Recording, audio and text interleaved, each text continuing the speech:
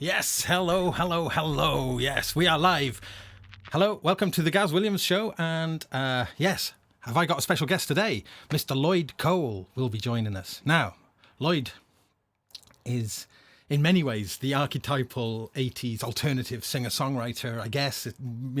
He had some great hits. That debut album, I think 1984, Rattlesnakes, it was kind of almost as famous for its literary kind of references as much as it was for its music. And Perfect Skin, who could forget that song? But for me, I think it was on the next album, on the hit, Lost Weekend. Fantastic. What a great songwriter. But it turns out he also is a synth nut too. Hooray!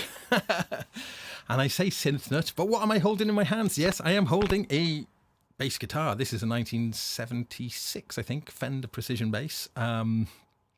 Lovely. It's about as simple as it gets, really. And the reason why I've got this, some of you who may have seen on Sonic State earlier, my new arrival is not a synth or a Eurorack module, but it's a preamp. And yes, Geddy Lee.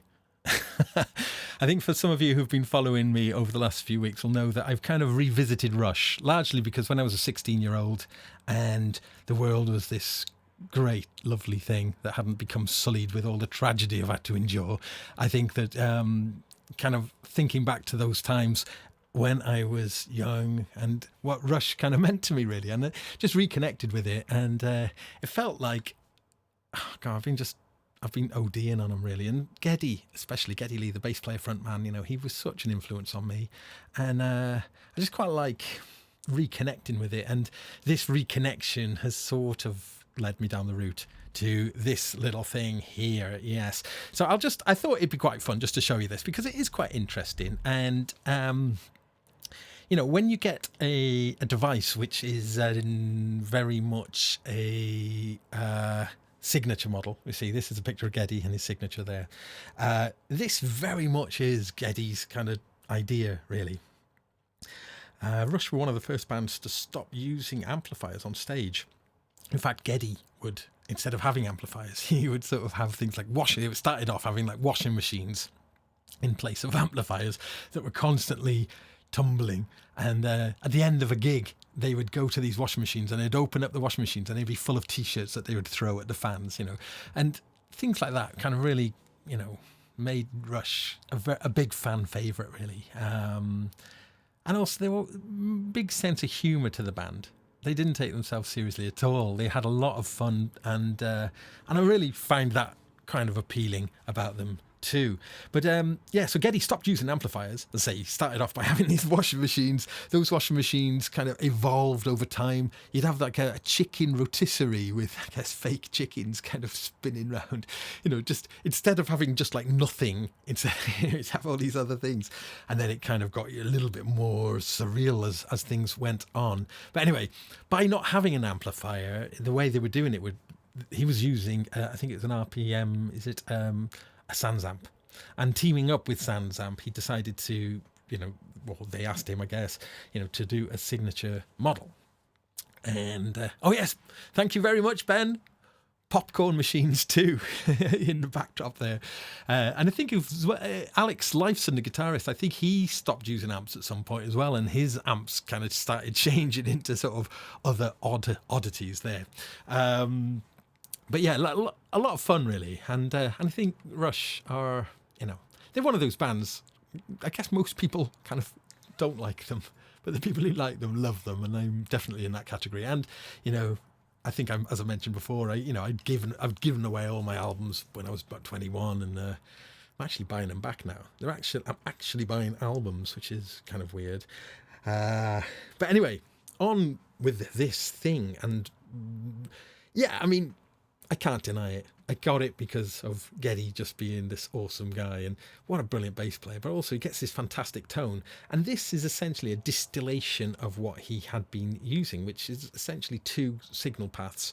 One, which is his drive path, and his other path, which is the deep path. And the sort of the principle is, I think Chris Squire from Yes may have been the first to do it, which was to run his bass into a bass amp and also into a guitar amp.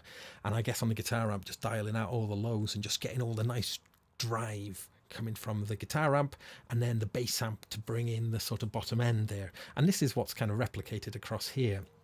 And you've got this simple channel here, deep, and the deep channel doesn't have any EQ ability at all. And apparently this is preset to Geddy's own taste. So I'm having to sort of rely on that there, because, you know, you might want a little bit more flexibility. But so far, I mean, I've only just had this thing, so I'm just trying it out, really. I tried it out properly for the first time earlier today. So, yes, on this channel, we've just got a level and a saturation control, whereas on this one, we've got drive control, we've got a mid shift that goes between 170 hertz up to 3K, and actually that's got quite a powerful sweeping sound.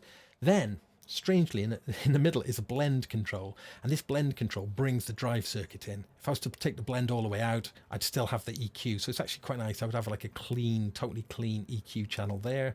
I can blend in the drive. I mean, they typically recommend that you leave that at 100%. Yes. A bass control and a treble control. You know, and these are center. There's no center notch though, but they're centered, so cut and boost. And then a level control. This little button here is a mute.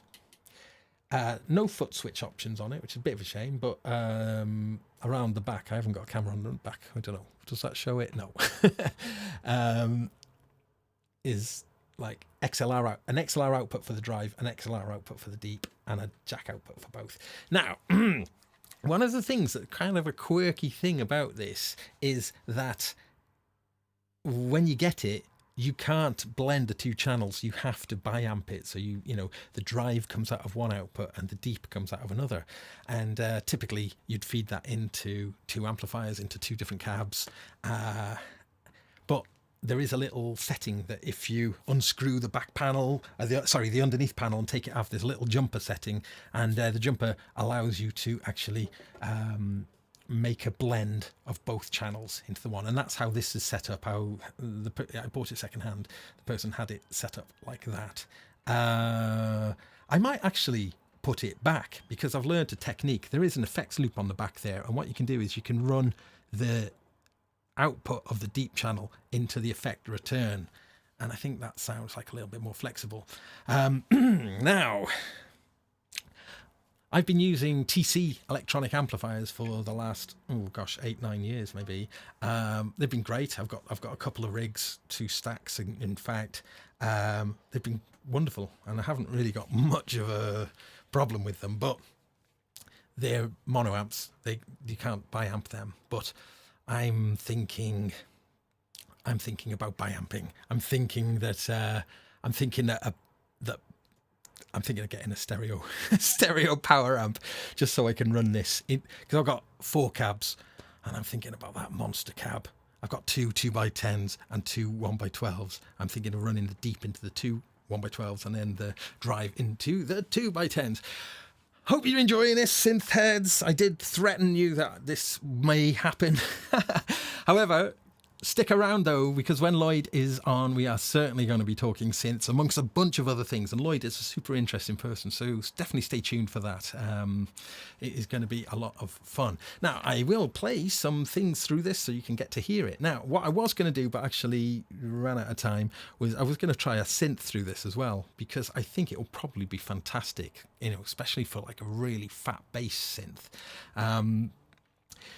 Typically, when you use overdrive with a bass, there's a kind of payoff. You do lose some low end, so having a separate like deep channel does make a lot of sense.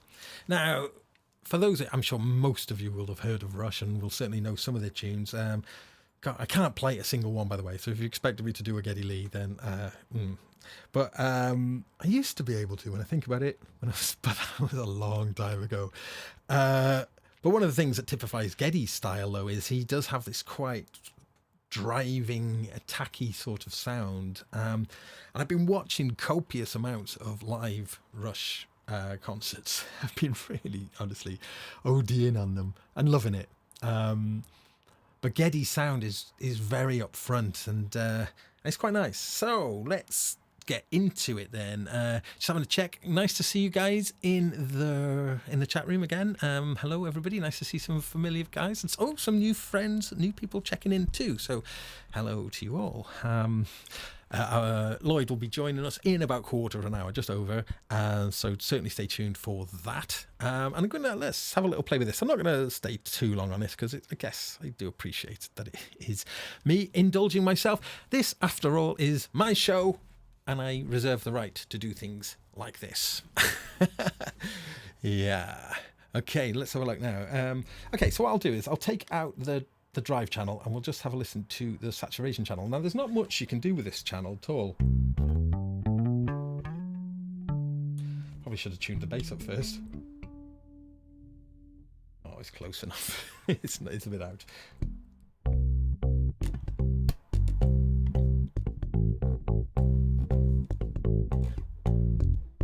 It's quite nice actually. It's got quite a vintagey tone. I'm going to crank the saturation up a little bit more. That could be a bit louder, couldn't it? Let's just give a little bit more gain. Okay, let's just try that.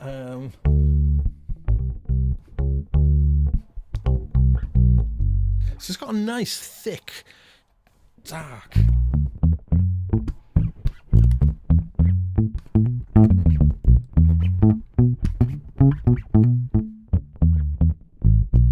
I like that.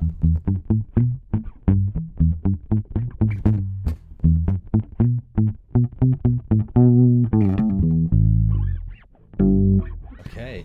Oh, I should have tuned the bass.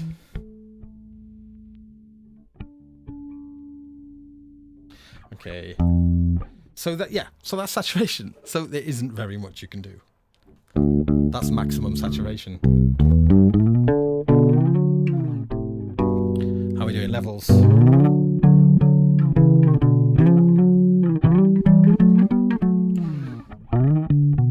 Actually, it's not too dark, really. It's still got a bit of bite to it.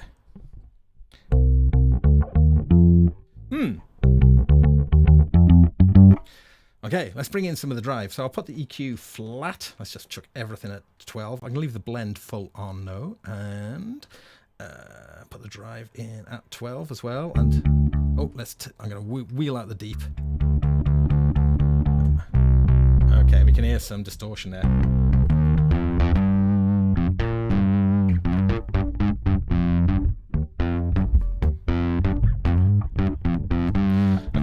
I'd typically favour, I'd like a little bit more brightness there. Back the drive a little bit off from there. Now there is some sort of speaker simulation going on as well, and I think that's just fairly standard SansAmp stuff. Now there is no digital gubbings going on whatsoever in this. This is a completely 100% analog device. Now this mid shift, actually if I crank it up we can hear as I sweep it. Let's go.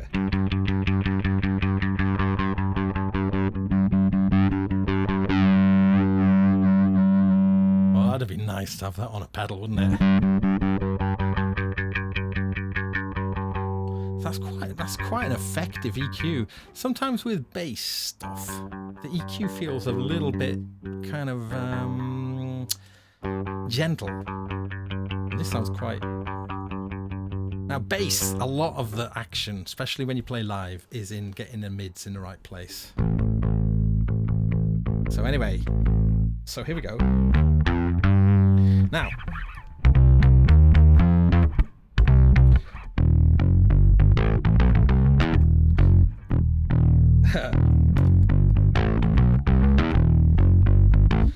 okay, let's bring in the saturate, the deep level. Let's bring that up a little bit. And back, check my levels. So that's the deep channel. Bringing in the drive.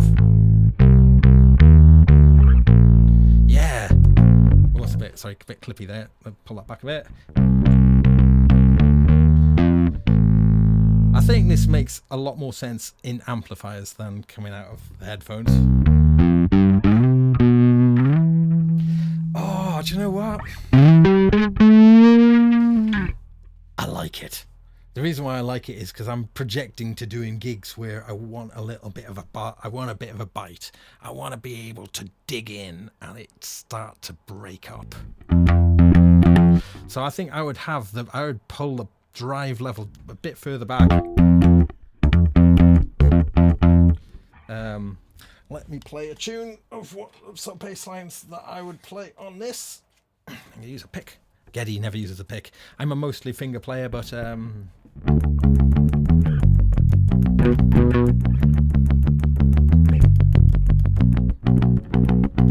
little bit more drive.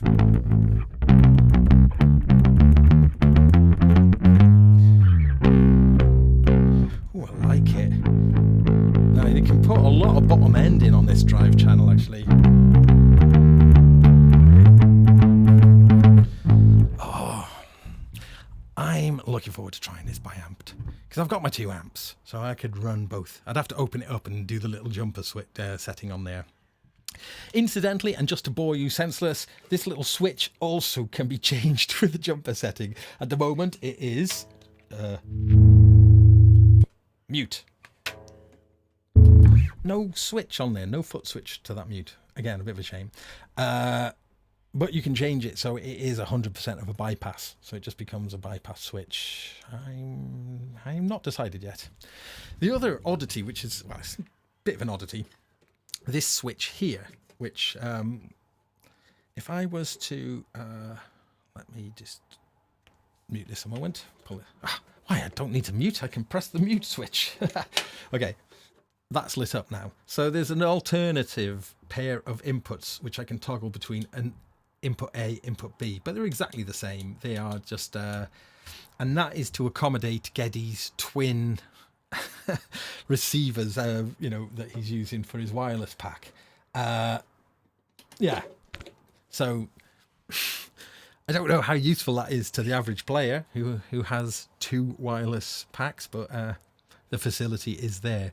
Now this thing though definitely is geared around, I guess, a professional bass player kind of thing. It's not a do-it-all thing at all.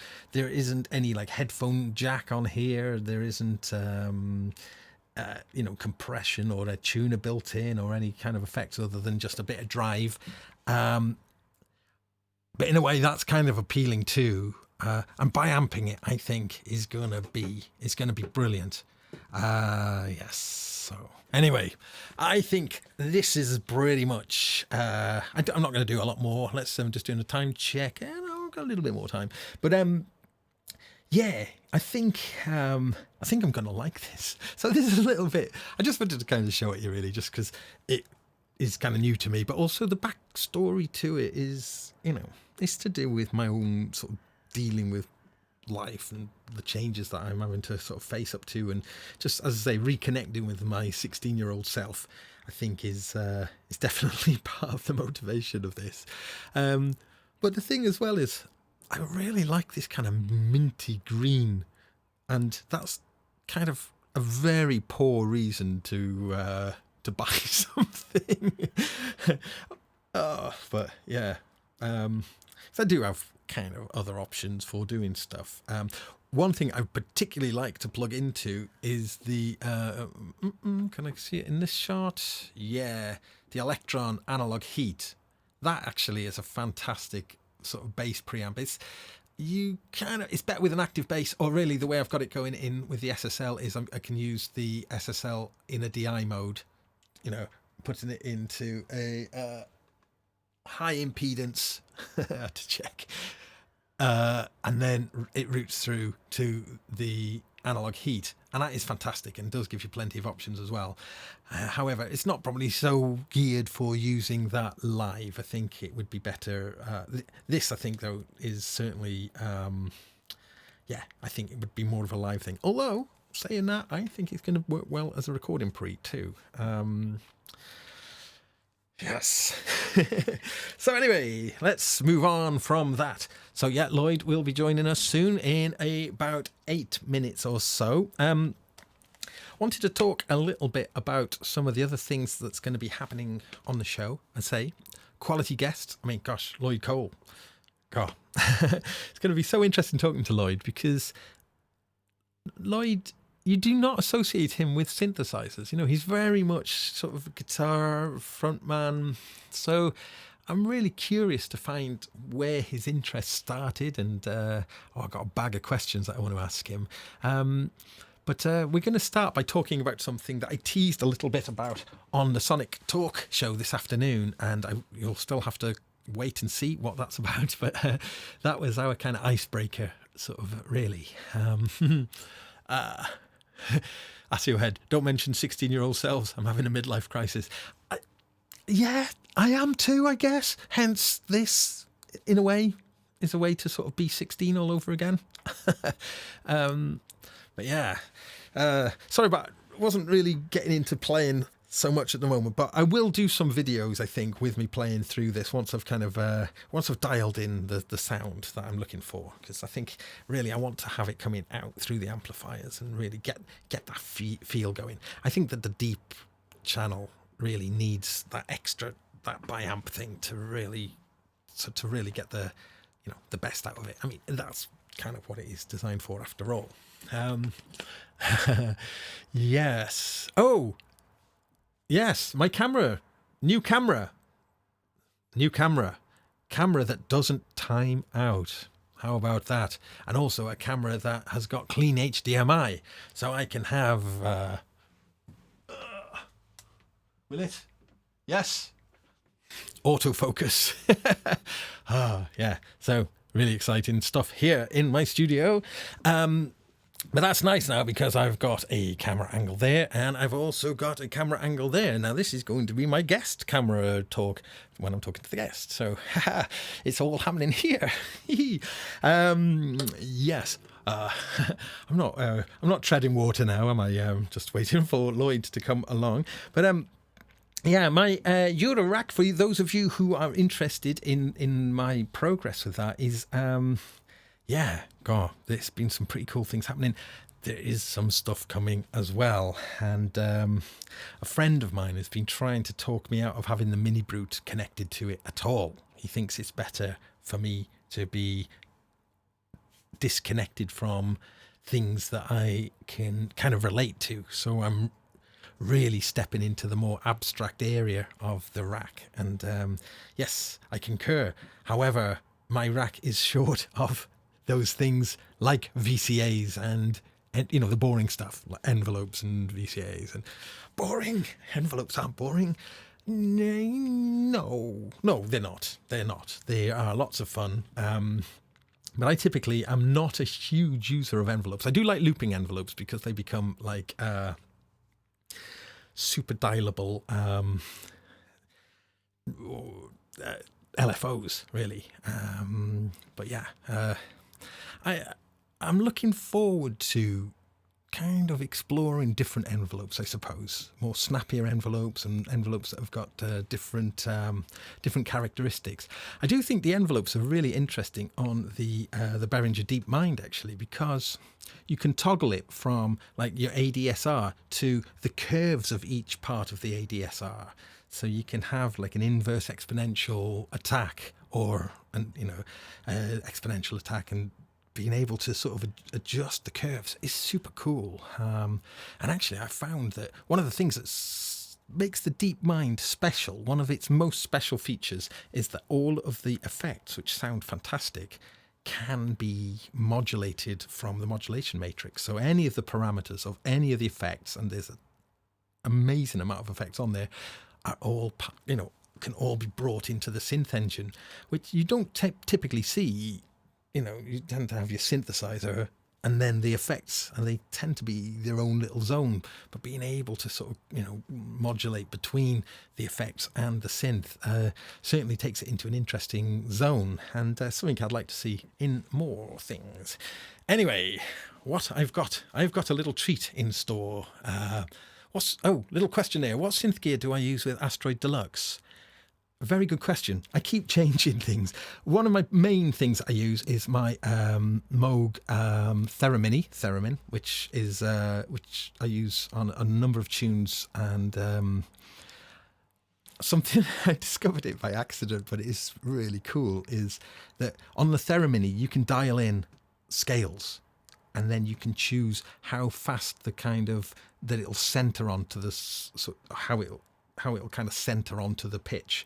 So if you turn it all the way anti-clockwise, it'll step through as though like chromatically or in the scale, but you'll hear the notes kind of move. And then you can change that so it'll slur between the notes and gliss between the notes a little bit more, and you find the happy balance there. So it's kind of cool. So what I do, confession time now, is that whatever the key that we're in on the whatever song we're playing, I'll dial it in and save it as the preset. And then that was my discovery. I can put the bass headstock into the theremin sort of pickup zone, so I can be playing a bass line and be playing the theremin at the same time. I mean, I'm approximating stuff by moving the headstock, through the field of the theremin, but you get to feel it. You can feel where it is. I mean, it's kind of hard to do it in a very melodic way, but a lot of the stuff we do is lots of delays and very much more of a kind of sci-fi sound. So kind of getting more of approximation as it moves through it is super cool.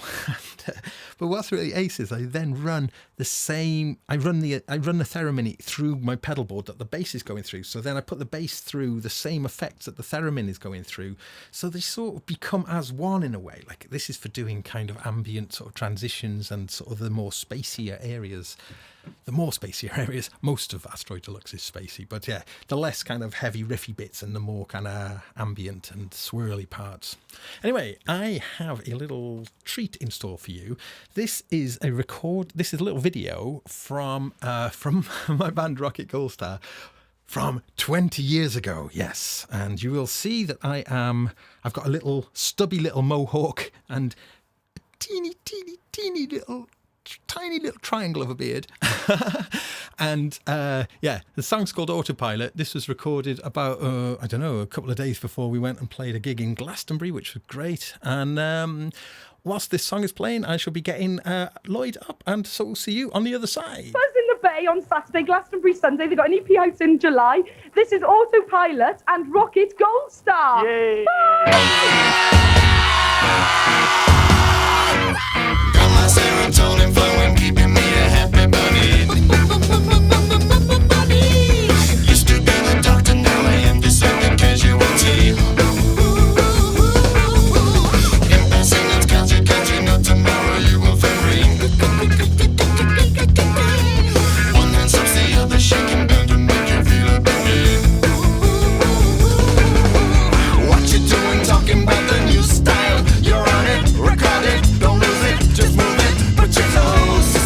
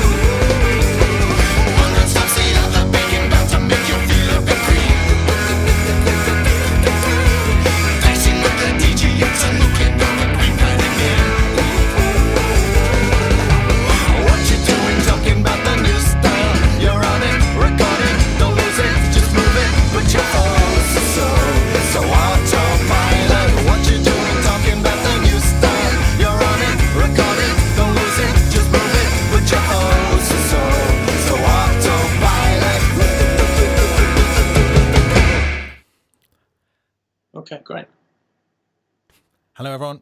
I'm going to bring in Lloyd. Here we go. Hello, Lloyd. Welcome to the show. Thanks for having me. Yeah. Where am I? I should try and get me on here somewhere, shouldn't I? Yeah. Okay. So, right. Let me just. I thought my face should be on there somewhere, but it's just you at the moment, Lloyd. So I'm going to ask you a few questions, just to kind of introduce yourself, really, to the audience. I guess most people will be familiar from your 80s work with your band, The Commotions. And was it 1984, Rattlesnakes? Yes, yeah. We started in 83, the first record was 84, and we lasted until 88. Right, okay. And I think, I mean, Perfect Skin was a big song of the time, but then I think eclipsed by Lost Weekend. That song is a massive earworm. You know, once heard, never forgotten, I think. And God, I'm trying to remember.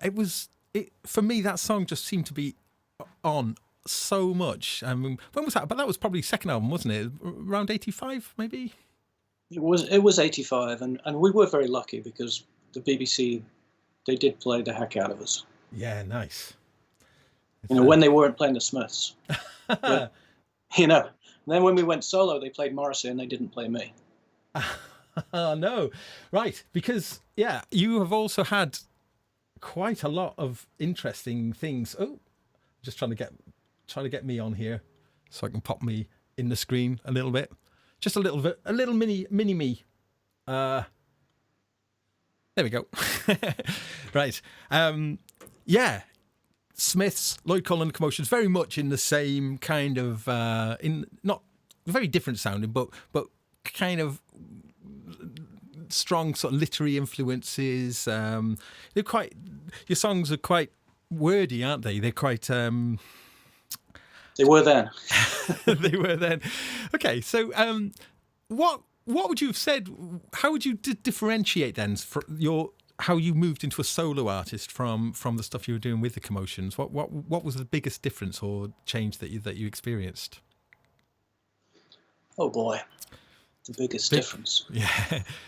Well, you know, when the band sort of imploded, making the third album mainstream was very difficult. We'd done everything had come quite naturally to us for the first two records, and then we just couldn't decide whether we wanted to be the Talking Heads or the Rolling Stones, and we just kept going one way or another. We're very happy with the record when we finally made it, but we were worn out. I didn't even know if I could. I didn't know if I could be a solo artist because I was the furthest from really being a musician in the band. I was very lucky to be in a band with four pretty great musicians, and so when we stopped, I went away with a Porter Studio and notebook and to see what could I do. And what was amazing was I'd actually learned a ton from being with these great musicians. I could actually program drums. I didn't know I could program drums. I could write string arrangements. I didn't know I could do that. So starting as a solo artist was very much like starting with a band. I was very excited. It's like, oh, Christ, I can do this. I can do that. So yeah, in that respect, it was quite similar. But not having a band for touring is the worst thing. That's for sure. That was the biggest difference. Yeah, having to work with session musicians because the people who made the record weren't necessarily available to be the live band. Yeah, I don't think any of the tours I did for a major label were any good at all, really. Okay, interesting. But I mean, I suppose your solo career also coincided with your move to the States, and I guess did your solo career begin in America then? Yeah, I think I'd started working on some songs while I was still in London. The band had split up. My longtime girlfriend and I had split up, and I was about to buy a sad person's flat in Islington. I think I bought a single bed and I bought a small fridge, And the surveyor came back and said, the roof of this building is going to need replacing, and I suggest you don't buy this flat. And I just thought to myself, what on earth was I doing? Becoming a maudlin man at 27. So I just decided to go to New York. I didn't plan to stay in New York. I just said I'd go for a while and just try and have some fun and see if I can write some songs. And I just loved it there, and I met my wife. So that's the reason I'm still here now, inertia and family. So, well, I mean, like behind you now, we can obviously see quite a few modules and other bits and bobs. We'll get onto that soon. But let's just talk a little bit more about your solo career then, and also, well, because like your solo career, I guess, has outlasted the band career by quite some time now. What would you say? And for people kind of new to you, what do you think is your finest moment solo? All of it. Difficult. Well, I think the very first solo record's got a lovely energy to it. And I think the last two have got great energy to them as well. Guesswork is probably my most ambitious record, trying to sort of get the modular synth world in to work with songs. It was a pretty big step for me. Right. A lot of people think Standards is my best record. I only know the ones I don't like. But I mean, this I guess is a little bit like asking you to choose your favourite child, really, isn't it? Okay, but this sounds quite interesting then, certainly about trying to bring the modular world into your songwriting world then. Which way round would that be? Would you have the songs first, or would you start with like some sort of kind of synth sound and then write to that, or a mixture of both? I've done both, yeah. I'm working on a song for my next record, which is hopefully going to take the idea of the Guesswork record and go even more extreme. I'm going to try and make some very, very minimal synth pop. I'm going to try and make some extremely expansive modular, possibly even just instrumental stuff. But I did, when I was on tour before we got shut down, I did a lot of experimenting with what I could have for my hotel room to mess around with. And I had one of these little portable Benjulins. I had a little Volco modular. And I ended up realizing that the iPad was really far more sensible because I have one anyway. Yeah.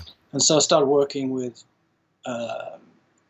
samplers, loopers, and the iPad, and it's great because you don't need anything else with you. You can just hum into it and make a piece of music out of that. And that's actually how one of the tracks that I'm working on now started. It's just a kind of modal drone with a sort of rhythm to it, and I just thought, gosh, could this be a song? I don't know. And I had another idea for a lyric, and I just started trying to sing over it and found that there's a sort of a key to it, so I can make it work in the key of C, and it's a lot of fun. Yeah, wow.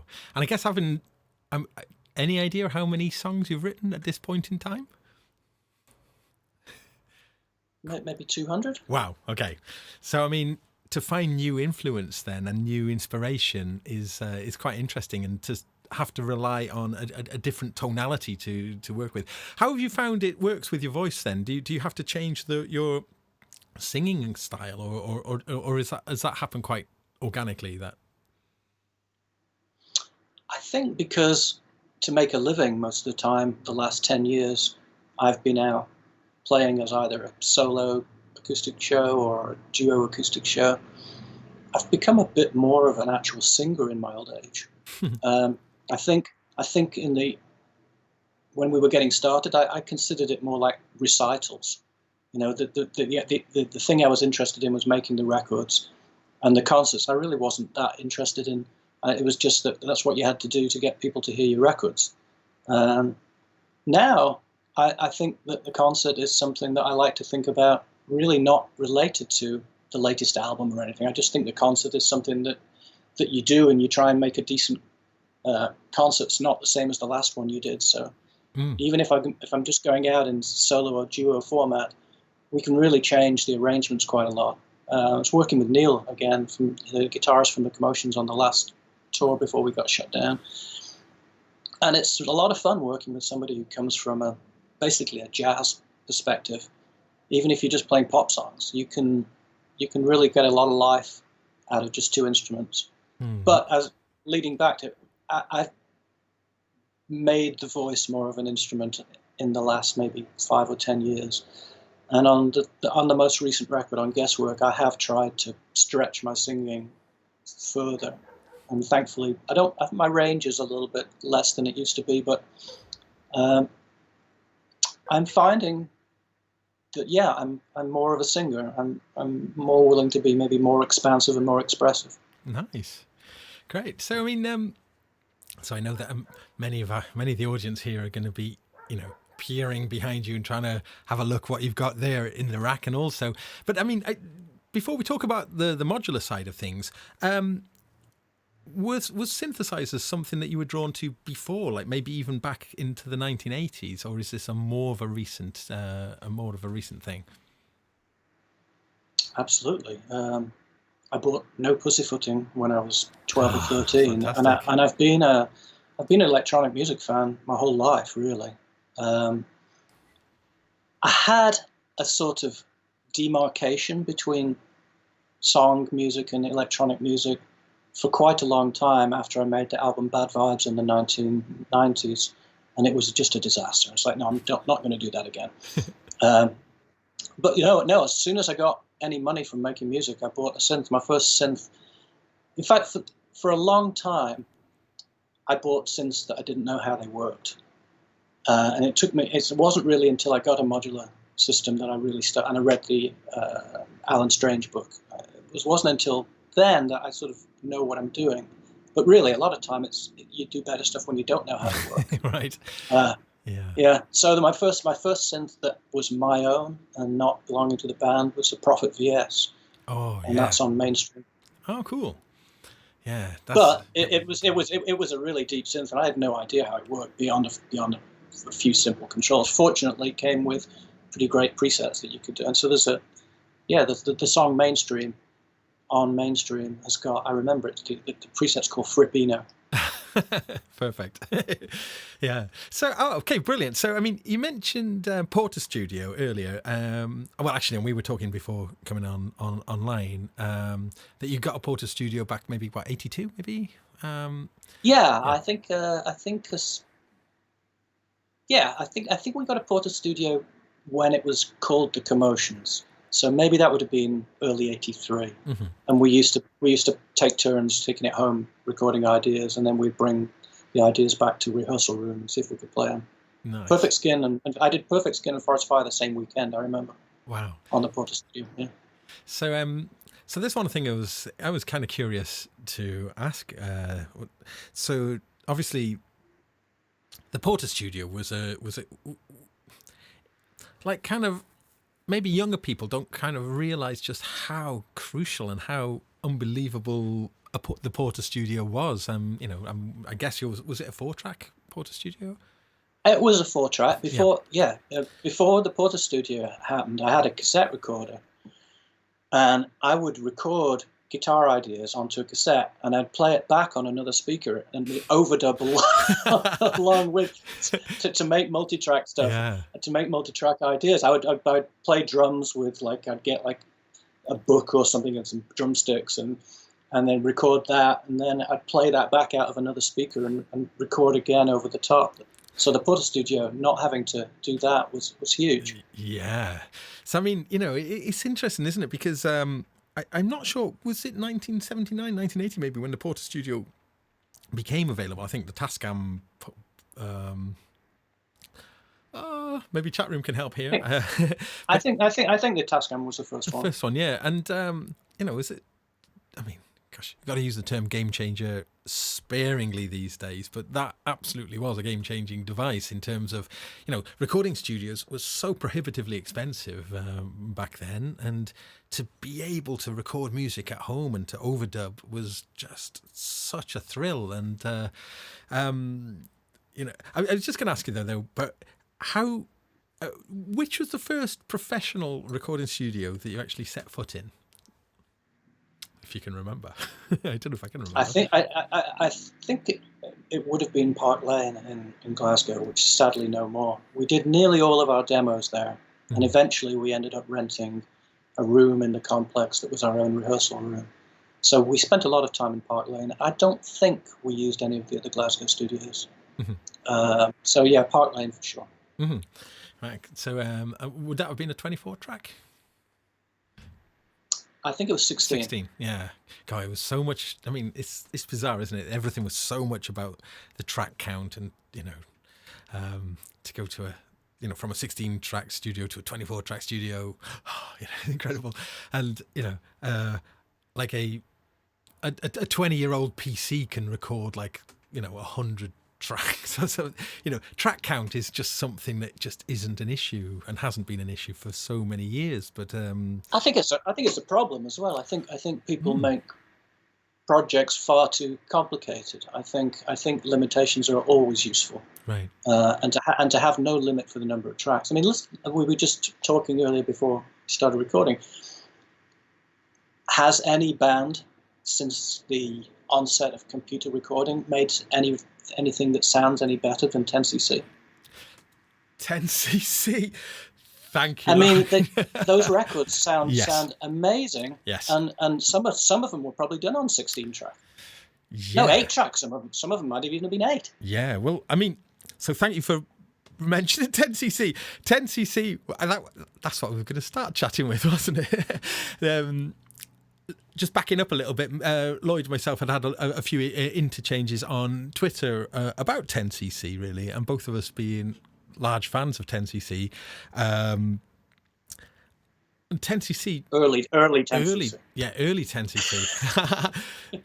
For me, that second album, Sheet Music, that's the one. Just an astonishing piece of work. Every single song on it, and the amount of innovation and just thinking outside the box is just incredible, isn't it? And because I think you shared a performance of Old Wild Men, which, if you don't know that song, you've got to listen to that song. I mean, what an incredible song. But something I find quite funny about Old Wild Men is, I mean, it came out in, is it 74 or 73 or 74? Yes, 74, I think. 74.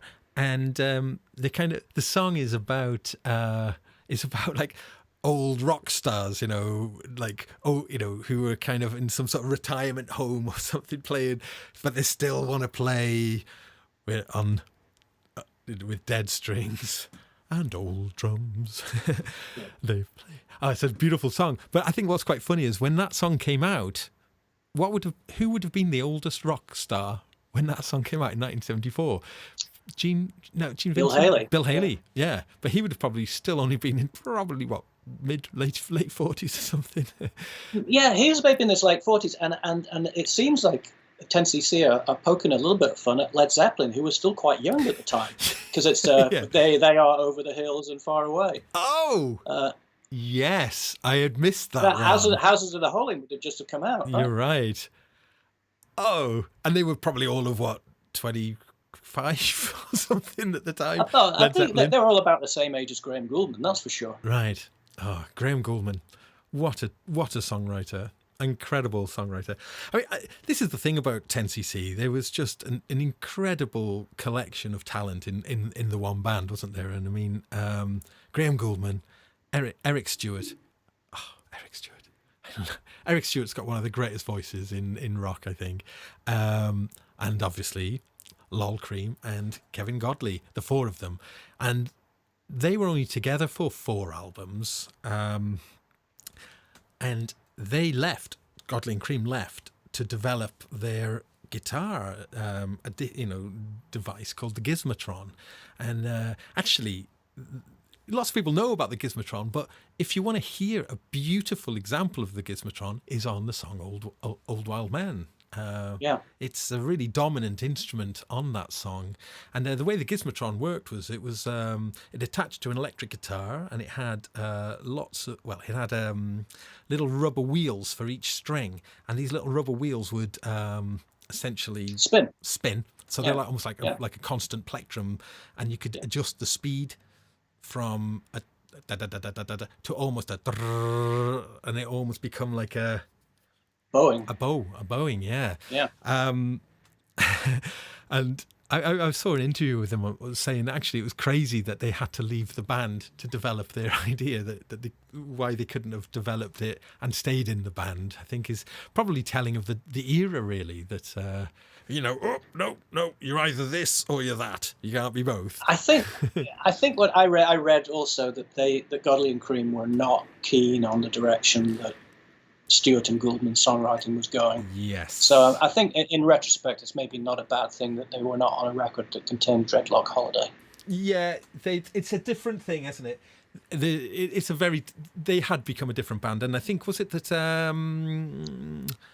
Things We Do for Love, which is the biggest hit of 10cc, bigger than I'm Not in Love. And that was after, really? Yeah, bigger. It's the biggest. Well, I think it was the big because it was a huge hit in the States. I think I'm Not in Love had kind of broken them, but the Things We Do for Love, which was on the album Deceptive Pens, I think, which was the one after Godley and Cream left. But Godley and Cream hated that song, didn't they? I think that's the story. Cause I'm sure they must have done. Yeah. Because it's quite a sort of, it is quite a cloying sort of a bit of a cheesy ballad, really. And it's awful.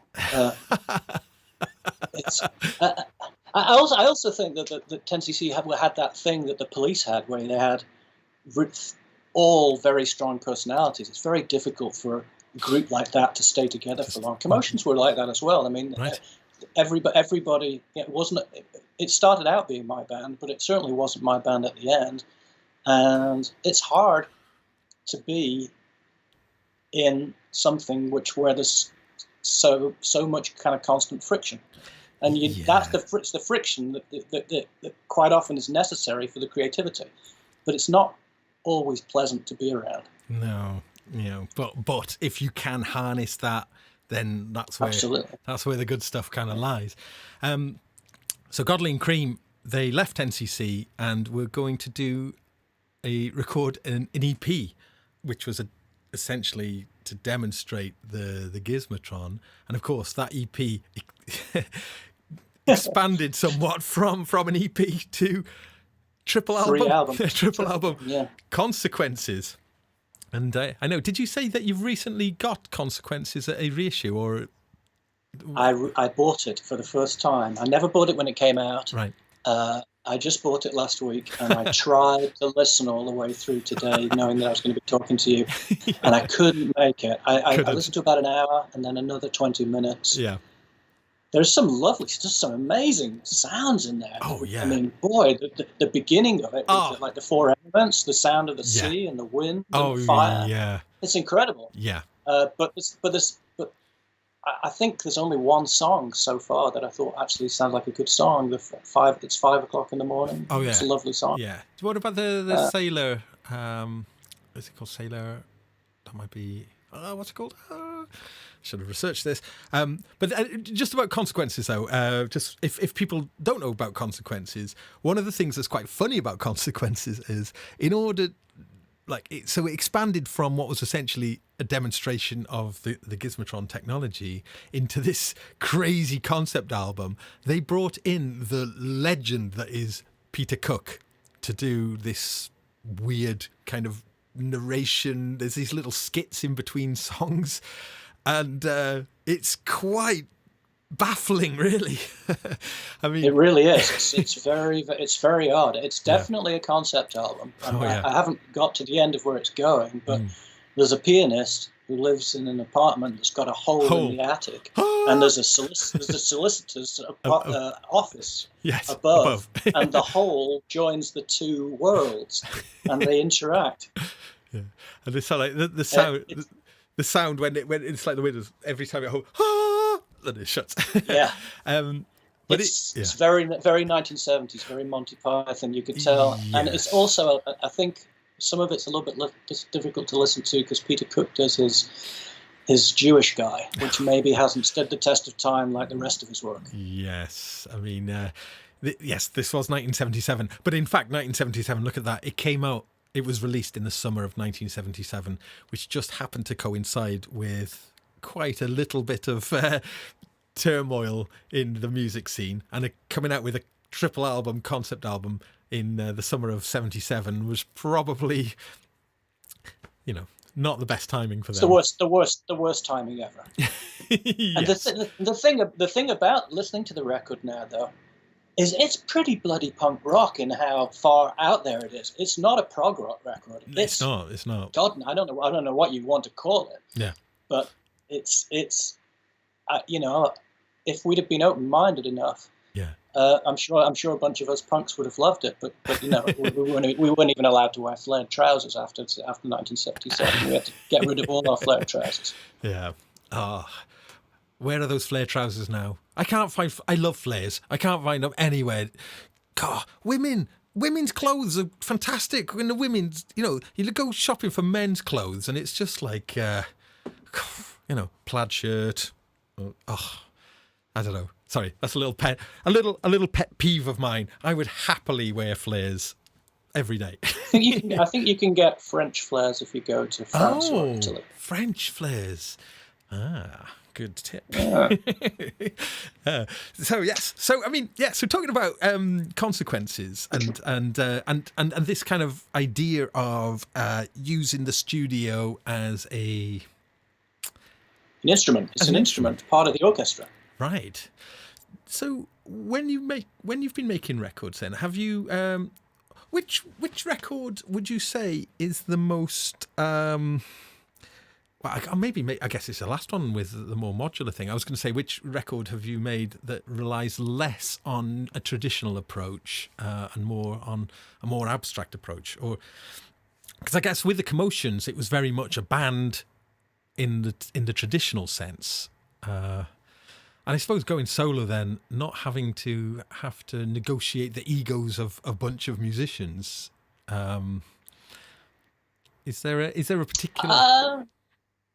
I would say the first record that I made that broke away from tradition properly would be the first record I made after I left working with major labels. It's called Music in a Foreign Language. It came out in 2002, and it was the first record for me, probably since Rattlesnakes, that I had a very, very specific sound in my mind. I knew exactly what I wanted to get, and I went in, I rented a large room and set up my own studio in there and assembled a very limited palette of sounds to create this. I was trying to make a record that sounded like Massive Attack and a folk band at the same time. And I'm actually quite looking forward. We're reissuing it soon, and I've got my own mixes, which sound a lot more Massive Attack than the final record did. Interesting. Excellent. Okay. Yeah. So that liberation then from having to conform to a certain expectation, I guess, must be from a songwriter point of view quite inspiring, I suppose. But if you're working on your own, did you miss having the persons, the people to bounce off, and also to always right. Yeah. I'm lucky in that I've got a few good friends. Chris Hughes, the producer. Right. My friend Dave Derby is a member of my band, The Negatives. They're the kind of people I can actually just send an email to. It's like, what about this lyric? This lyric, is it great or is it shit? I heard that Chris Hughes is a bit of an expert on Zappa. So he is. He's right. And it's great fun being friends with him because he knows that I've got no time at all for Zappa, and yet we're the best of friends. We intersect in lots of other ways, and that was the great thing about being in the band is that Blair's a big Steely Dan fan. Right. I despise Steely Dan all except for 3 or 4 songs. I used to have a rule with Blair. 3 fingers chords only. None of those 5-finger chords. Because the minute you get those 5-finger chords, you start getting into the area that's jazzy. Right. Yeah. We're having none of that in this. Yeah. Yeah. Wrap the knuckles.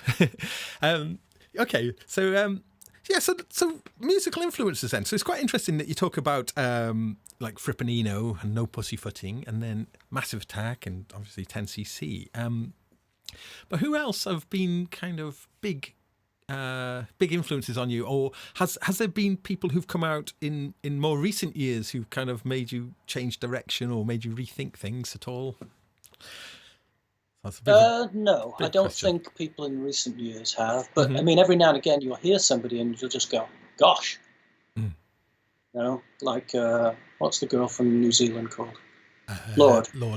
Yeah. You know, every now and again you hear somebody like that, and you go, "Ah, wow, that's definitely coming from a different position." I think that within the realm of my ambition, there's still a lot that I haven't done. So I'm going to die before I finish the exploring. I think people that were important.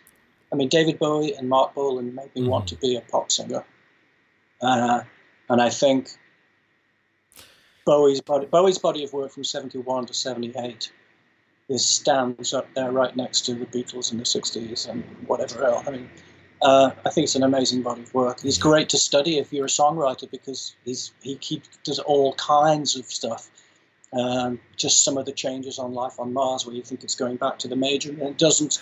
And then at the same time has been able to write some incredibly simple things like Rebel Rebel, or some of the. I love the Idiot. The Idiot is the record that was sort of the template in my mind for my last record. I was like, can I make a record? It's like a synth record, but it's also a song record. I was, the album didn't turn out anything like The Idiot, but sometimes you need a thought like that to give you some kind of structure in your way of thinking about things. And I think now also, if you've got your own voice, you don't need to worry about plagiarism because if you can try and sound like somebody else, you won't. You'll just still sound like you. Still sound like so yourself. sometimes it's quite a good idea to go, okay, I'm going to try and sound like an Iggy record now. It won't sound like Iggy. Yeah, that's a very interesting point. So you mentioned Mark Bolan. Yeah. Mark Bolan is somebody who's is kind of quite misunderstood in many ways. As there was a lot more maybe to his musical oeuvre than oeuvre. Is that how you say it? than I've never known how to say that word. Yeah. I always thought it was Irv. But have you ever seen that interview where Mark Bolan says that he doesn't think he's going to that he's not going to live very long? Have you seen that interview? I think it's from around 74 or something, and it's with Russell Harty. And Russell Harty asks him about something about the future, and he says, "Oh no, I don't think I'm going to live very long." And like there's this look on his face, and it's one of the most chilling things I think I've ever seen. It's almost like he kind of knew that he wasn't going to,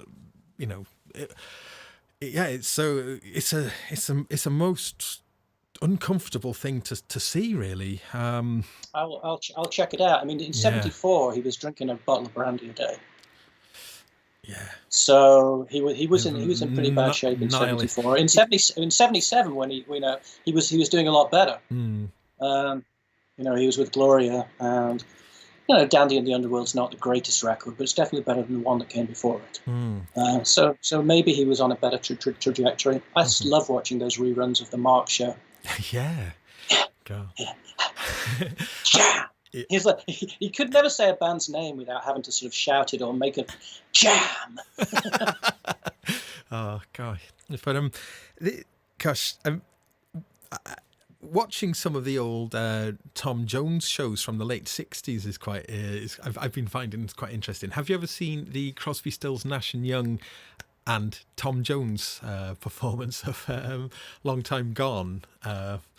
Which I have not. I did see something recently from that show, and I can't remember who it was, but it was somebody with, I think, somebody at the piano and Tom singing with it. And it was fantastic. He's the real deal. The real deal, yeah. And the thing is, on that particular performance, something that's quite funny is that they're singing the song "Long Time Gone," and classic Crosby, Stills and Nash song, and Tom's, it's been a while. He's like Stephen Stills is in the background going, and Tom just he just smokes them all. He's just like, oh gosh, I'm being a Welshman myself. It's not that I'm having any bias there, but it's a really wonderful little time capsule. Anyway, sorry. Moving on. I'm 1/4 Welsh. Oh, fantastic! Yeah, my father's mother as well. Oh, great. Oh, there we go. So anyway, moving on now to what's behind you. I think this is something that I've been really, really, really curious to ask. So lots of modular, and in fact, I can see quite a few gaps there as well, which I'm quite curious about. When did you first start delving into modular? 2010. Okay. I didn't even know that there was this Eurorack thing even existed until a friend of mine showed me his Harvestman system, I think he had, and I started playing around with it, and it was one of those moments where I just completely clicked with it. It's just every now and again you just go, I understand, this works for me. You know, I can see how the sound is being shaped, and I can understand it. I've never been great working with any type of synth that's got a modulation matrix that's hidden, because I forget what's going on. Or right. I think maybe I need the visual. The visual. I don't know. Mm-hmm. Maybe I do. So I started out with something about this big, and by about 2014, it was sort of out of control. It was so big that I remember one time trying to start a project with it, and I would just stand in front of it, and I would be I'd be frozen because I just didn't know where to start. The system was so big. So I brought it back again now, and now it's about at the most it's going to be like a 4-voice system. So, and I've got different ways of sequencing it. I don't have to do it the same all the time. Right. I've got a monome system. You've seen those the monome grid. Yeah. I've got a grid system for sequencing it if I want.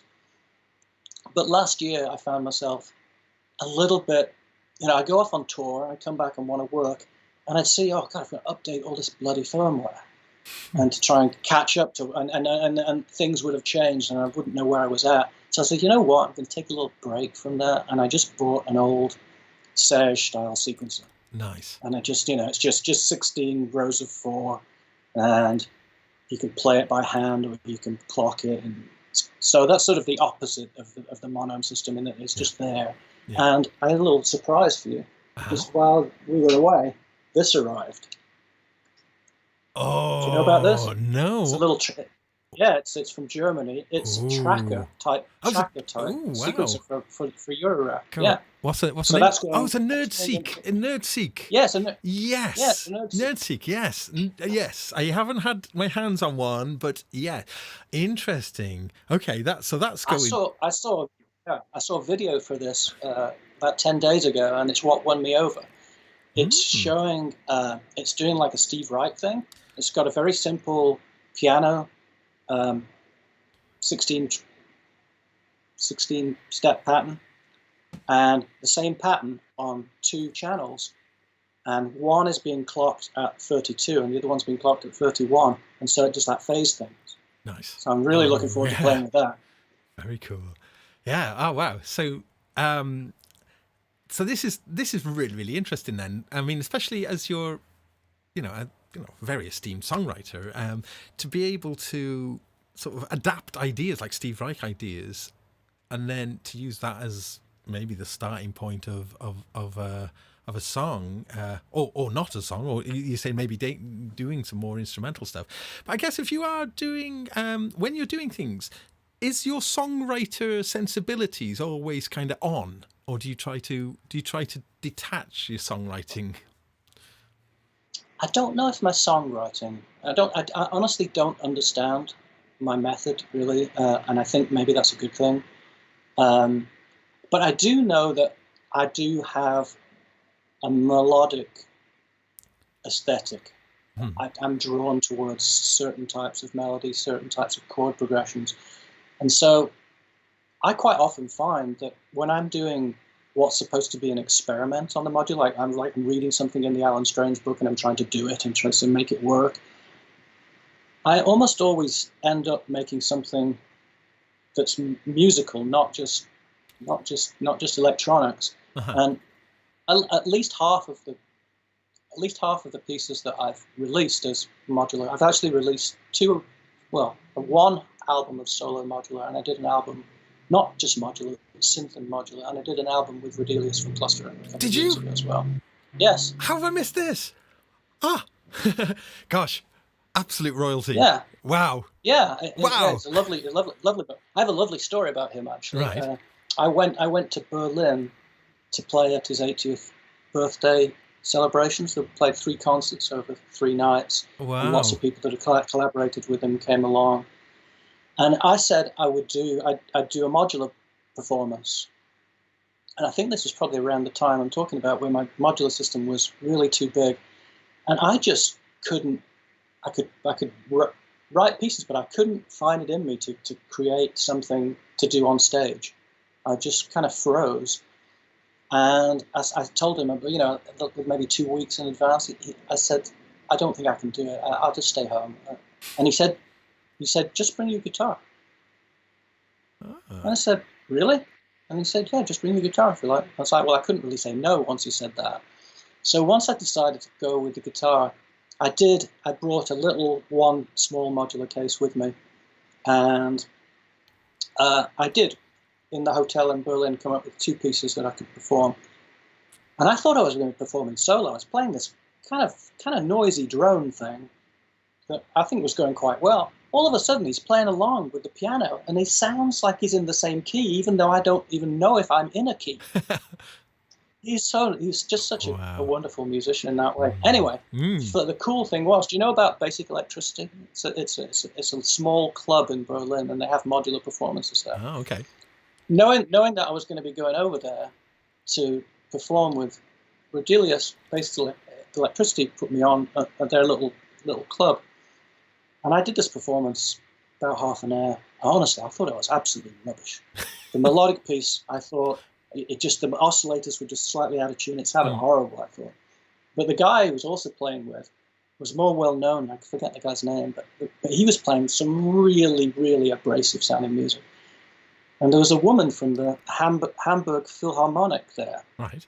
And I get home the week later, and she calls me up, emails me and says, will you come to Hamburg and play the Philharmonic with your modular? What? Oh, wow. Yeah, so I did on my next tour. I played in Hamburg, and I played an acoustic show with my son in the Philharmonic, the orchestra room, and then they've got a bunker that they've turned into a club, which is also part of the Philharmonic, and I played a modular show in there, and I figured out how to do modular shows. You need to play with someone. So I played a piece. Right. And then I had my friend Wineglass play a piece. While he was playing his piece, I was repatching, getting ready for my next piece, and the same vice versa. Then I can do it. Right, nice. Wow, gosh, I'm still reeling from Rodelius. I mean, they should show. I think you'll like the record. I will. It's very. Right. It's got. I'll send you a copy after we stop talking. Fantastic. So wow, gosh, this is so interesting. So, having had, wow, gosh, so we're talking, well, I think we mentioned earlier when we were working, 37 years of a career now. What would you say, I mean, God, certain highlights? Oh, well, gosh, that's going to be a highlight, isn't it, playing with Rodelius? No, that's I think when something new happens, change is exciting, not always in a good way. Right. But it's certainly change is a stimulus, and so the beginning for us is probably the most exciting day of my life was being on Top of the Pops for the first time. Right. Yeah. So it's a shame Top of the Pops doesn't exist anymore, though, isn't it? It was such a benchmark that people. It's a shame that there isn't something. Yeah. But, yeah. It really is. It's sort of all these years later. I mean, Top of the Pops, I think, finished 20 years ago, maybe. I should just mention because I know we've got quite a few people from overseas. Top of the Pops I'm sure most people maybe know it, but if you don't know it, was a weekly show on BBC One. It used to be always on Thursday. I think it went downhill as soon as they moved it from Thursday. I think it was on Thursday all my life growing up. I think until. Yes, 7:25 on Thursday, right? Right, yeah. And then they moved it to Friday. It's like Friday. Everyone's going out on Friday. I think it was, I think it was a bad move. I think that sort of that sounded the death knell for it. Death knell. But the show itself, in many ways, was a cheesy show, wasn't it? It would be. Oh, it was awful. I mean, people dancing to the songs. Right. But I was actually just joking with Kevin Godley about how the hell do you dance to a 10cc song? The time signature changes every couple of bars. Right, but they'd be giving it a go, though, wouldn't they? Yeah, they would. But the thing about Top of the Pops was, though, it was a benchmark, wasn't it? If you said, "Oh, you're on Top of the Pops," then you've made it. If you're on Top of the Pops, it was some measure of something that everybody could understand, and all your heroes are on it. I mean, how old were you in 72? That's when I was born. Really? Yeah. Wow. Well, 1972. Yeah. 1972. David Bowie on Top of the Pops doing Starman. Wow. Maybe it was early 73. I think it was 72. It was game changing. I mean, here was a bloke openly flirting in a homosexual manner with, or pansexual manner with the guitar player. Nobody had seen anything like that before. I mean, Mark Bolan had been on with glitter on his face, but this was a complete change. Alice Cooper coming on. Can you remember that? The Sex Pistols. Can you remember that yourself? Can you actually remember seeing that? I remember the.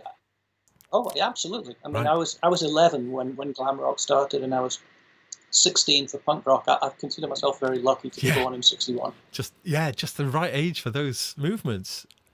Yeah. I felt I was born in totally the wrong era, really. It was like, because, when I was coming of age, it was the Stock Aitken and Waterman age. It's like, don't. Yeah. But that was that. Yeah. Well, you had your ABC. No, actually, to be honest, Top of the Pops for me, my era really, I guess, when I was about 8 or 9, it was when it was all, the specials and the Jam and Madness. Actually, all that stuff was really exciting. It was a really, there was a brilliant era there of, around 1980, 1981 and Top of the Pops was. It was essential viewing, absolutely essential viewing. And you'd go into school the next day and you'd be so excited to talk about the things that you'd seen on it. Yes. But this does sound, I'm being a little bit kind of nostalgic here. And actually, this is a curious thing. It's a question that I ask people often about nostalgia. Like, I think I'm currently thinking that nostalgia isn't necessarily a good thing, that it's a sort of a bit of a... You wallow in nostalgia, just to kind of. Yeah, I think if a project, if your entire existence, if your sort of raison d'être is nostalgia, then yeah. But I've just done 2 retrospective box sets, looking back, and I did a tour around both of them, and so I played for the first time. I played only songs from 83 to 96. Okay. And to be honest, it made the choice of the set a little bit easier. To be honest, trying to do one show for 37 years of music, you've got to leave some holes. Yeah. Gosh. Wow. And with 200 songs to choose from. Yeah, tricky. I guess when I was talking about nostalgia in a way, though, is the sort of like, we can talk about the 1970s or the 1980s, but my goodness, I mean, in many ways, it's a very primitive era compared to now. But yeah, I suppose I've recently lost my mum, you see, so that's kind of something that's made me kind of question the idea of wallowing in nostalgia. Maybe that's the thing, is sort of, things that have happened, they've happened, and we're not, that's not relevant to now. Or maybe it informs the now, but there's no going back. We're only moving forward and looking forward and trying to work out where we're going. And I guess maybe the thing about looking back though is to make sure we don't lose track of what the good things that we've achieved, I suppose, maybe. Yeah, I have quite a lot of time for the artists who know that they've reached a point where they're not really creative anymore, and they know that there's not much point making a new album because it's not going to be up to the standards. I think to be able to call that on yourself is a lot braver than to continue putting out albums that continually diminish your overall standing. Right. There's no need to name any names. So many artists have attained fantastic status by releasing great record after great record after great record, and then they start getting worse and worse and worse and worse until as a fan you kind of dread the new one coming out because you don't really want to hear it, and then you get to a point where you don't hear it because you don't want to. Yeah. On the other hand, like a band like the Psychedelic Furs, they stopped making music. I don't know, maybe around about 1990, and they just toured. I think they just made a new album now, but they went for 20 years of just saying, no, we don't have any new songs. We just have these songs. These are all we have, and this is what we do for a living. Something kind of honest about that. Yeah, interesting point. Yeah, interesting. Yeah. Yeah, I mean, it's there is this odd thing these days, and this is something I know I suffer from, and many of my friends also suffer from, is, having...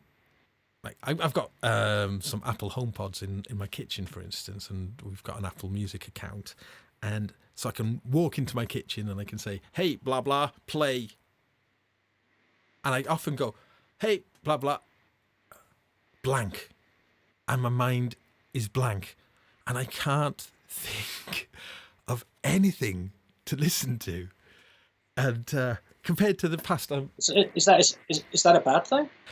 Silence is great sometimes. Yes, good point. But just the idea that maybe in the past we had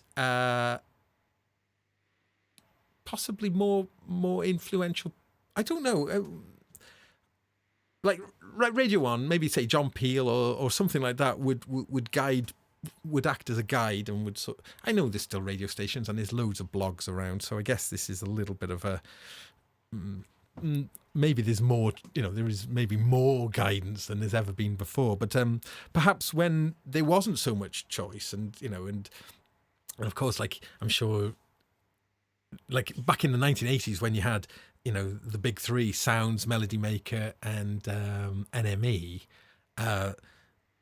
whichever of those kind of music papers, weeklies that you followed, that would really help define your music taste. And if you were like into the NME, quite often bands who the NME would champion, like the Melody Maker, would take huge delight in trying to destroy. Actually, there's a question: which of those papers was most favourable to you? Was there a bias? The one that you didn't mention was probably most favourable to me, which was Record Mirror. But the enemy of the other three, of the big three of the paper style ones, the enemy was probably best to us. Steve Sutherland was the editor of Melody Maker at the time, and he gave Rattlesnakes quite a good review, and he spent the next 5 years trying to make up for that. That's funny. I suppose, yeah. You know what you were getting at. I'm absolutely with you. It's like what I was talking about when my modular system became so big that I would be paralyzed because I couldn't start because there was just too many possibilities. Right. Having definitive critics that we trust, knowing that if Nick Kent likes something, then you can say, well, Nick Kent, we know he likes The Only Ones. We know he likes Led Zeppelin. We know he doesn't like this. You get an idea. When Nick Kent said you must buy Marquee Moon, I did. Right. It was as simple as that. It was no question. Even if I wasn't going to like that record, I was definitely going to buy it. Yeah. And so I found that it a lot easier. And the idea, the current idea that the number of likes that something has on YouTube is in any way useful to me, it's a meaningless number. Yeah. Just because a majority of people, for example, I did a little lecture from when my son was studying at NYU a few years ago. It's supposed to be on songwriting, but it ended up being on aesthetics. That possibly the worst song of all time, which is called More Than Words. I forget the name of the band that did it. It's that heavy metal band. Extreme. Anyway. Yeah, it's a cloying, nasty. Not fun. It's got more likes on YouTube than yesterday. Okay. Yeah. Interesting. Yeah. Rest your case. Okay, so we're going to be drawing nearer to the end now. So just to talk about like where you're at now, because you've just launched a Patreon. So could you tell us a little bit about that and kind of what people may could expect? Well, I'm unemployed. Yes. We were in Hamburg, driving to Gothenburg, and when we got to Gothenburg was cancelled, Stockholm was cancelled, Oslo was cancelled, and I was stuck in Europe for two weeks, not knowing if my UK dates that were supposed to be in April were going to happen or not. Right. I mean, in retrospect, thank heavens they didn't. You know, but April got put back to September. September got put back to next April. And as you know, contemporary working musicians who aren't in the top 40 rely most heavily on live performance for income these days. It's the exact opposite of the model that I started with the Commotions when we used to tour to promote records because we made so much money from records. It's the other way around now. So I'm having to look at alternative ideas just to keep me afloat in the interim. I'm trying to get a new record ready so that when I go out on tour, I'll actually have a new record. But making records loses me money, not makes me money in terms of the amount of time and money you spend making them versus what you get back from them. Right. So I started a Patreon page. I'm actually engaged in a project which I've been wanting to do for a while. Originally, I thought it was going to be a book, but now this Patreon thing is actually maybe a better format for it. I'm tracking the evolution of the songs through the actual notebooks I was using at the time, and you can see the spark of the song and then fleshing out what becomes something like the song. I did one last night. I take photographs of every page of the notebook. I did one last night for Perfect Blue, which was the first song that we wrote. It was on Easy Pieces. It was the first song we wrote after Rattlesnakes. And it's 30 different pieces of note. And anyway, I'm doing it possibly for almost every song I've written. Wow. And it's going to be this kind of encyclopedic history. And it's great to be able to stumble upon things like I had this memory that the first time I bought a Clairefontaine notebook was in Paris, and I was working on Perfect Blue. And I got confirmation of it last night because in the previous notebook, there's a little note about a shoe store in Paris that I wanted to go to. So I must have been in Paris at the time. And then that notebook ends, and the next notebook's got Perfect Blue written on the first page. Oh, wow. Nice. Yeah. So this is so for Patreons or prospective patrons, then what's the kind of what's the catch then? They get access. They will have access to these. They get access. I'm trying to make the Patreon kind of the opposite of the way things have been working for me when I've needed money in the last few years, which has tended to be wealthy people hiring me to do solo things and private things. I'm very lucky that even happens. But what I'm trying to do with Patreon is keep it pretty cheap and try and get as many people as possible and try and put out something. So 3 levels. For $3, you get memorabilia and stuff I throw out there. For $5, you get access to the Notebook project as well, which has already got 10 songs in it. And then for another $2 $8.50, you get access to me teaching you how to play songs on my guitar in the basement. Oh, that's got to be a bargain. Wow, that's People, amazing. the response to that has been very, very positive so far, and it's quite easy. I just set up a tripod in the basement. It's much cooler down there than it is up here in the attic. And I just make these little 4 or 5 minute videos showing this, and then I put out the chord chart to go with them.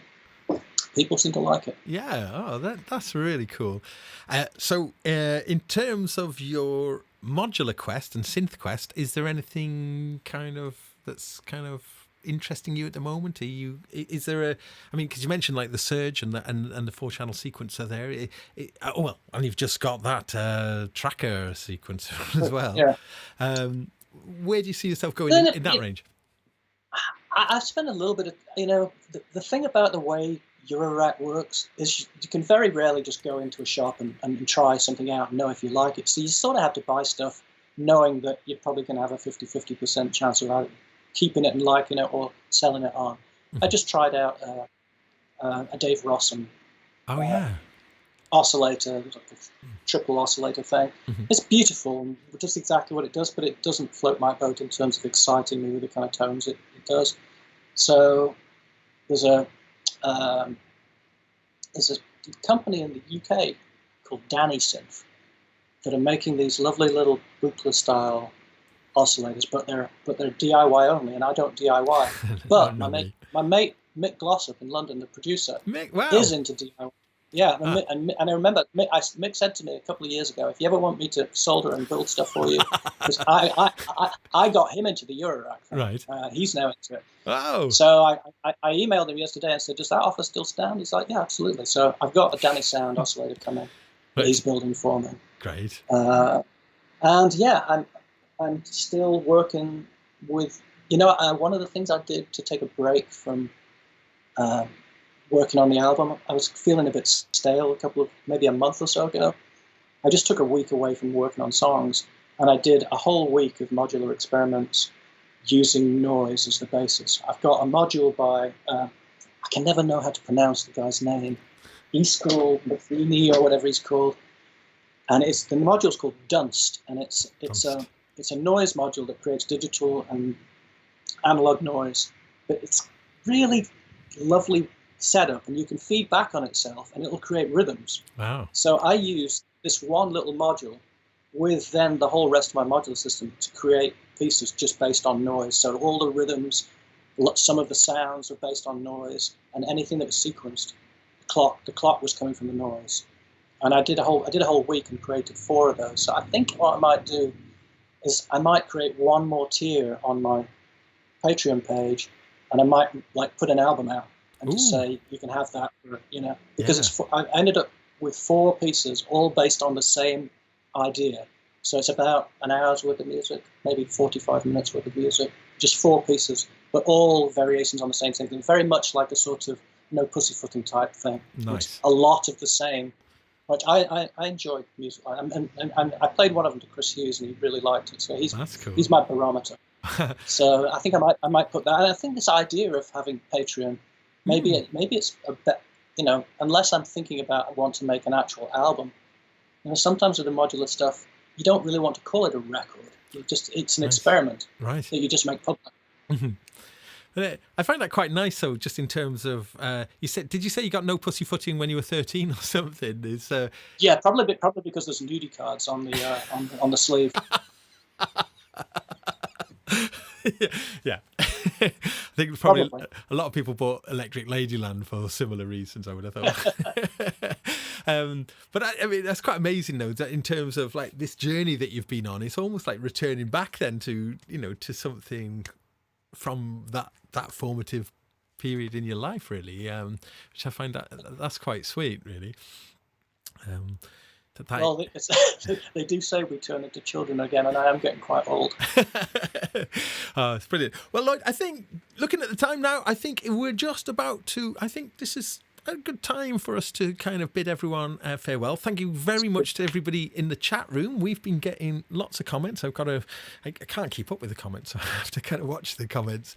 I have to read the comments afterwards. So yeah, thank you everybody for contributing. And Lloyd, a huge pleasure, really, a massive pleasure for me for you to come on. Thank you ever so much. And so everybody, what's the best way for people to kind of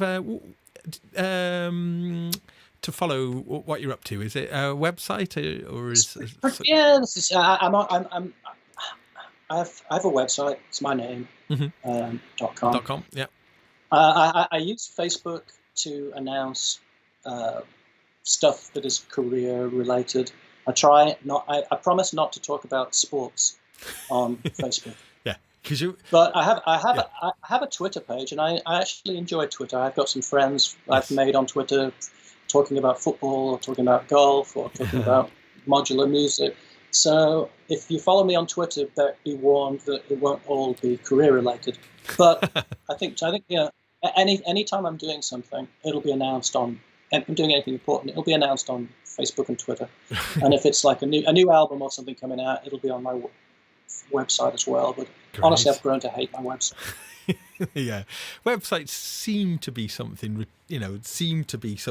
going in the past a little bit. Websites, really, but well, I think so. I mean, yeah, you sort of have to have one, so that people can. When people say, "Well, what records have you made?" I say, "Well, they're all on my website, and you don't have to go to Apple Music to listen to them because not all of my music is on Apple Music, but all of my stuff is on my website, and you can listen, and all the lyrics are there, and all that sort of stuff is there." But honestly, trying to update something that's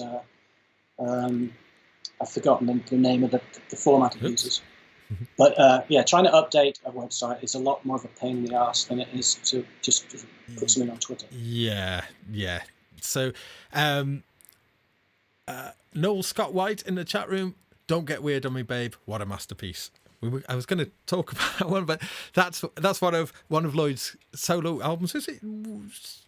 It's my second one. Second solo album, yeah.